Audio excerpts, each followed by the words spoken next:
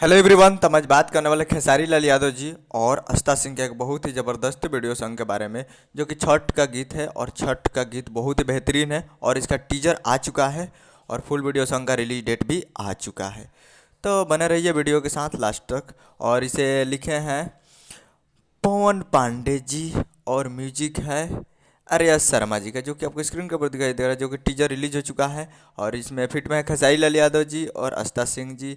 और इसमें म्यूजिक है आर्या शर्मा जी का और लिखे हैं पवन पांडे जी। जो कि टीजर 22 अक्टूबर को रिलीज होने वाला था 11 बजे, जो कि रिलीज हो चुका है।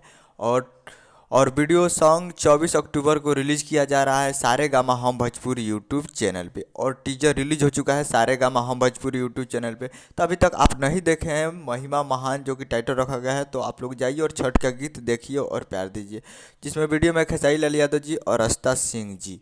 तो जाइए और सारे गामा पे जाकर फुल टीजर देखिए और 24 तारीख को फुल वीडियो सॉन्ग आएगा। तो उम्मीद करें वीडियो अच्छा लगा तो चैनल को सब्सक्राइब करके बेल आइकन प्रेस कर दीजिए, ताकि ऐसे खेसारी लाल यादव जी के लेटेस्ट न्यूज लाता रहे। मिलते हैं अगले वीडियो में। जय हिंद, जय भोजपुरी।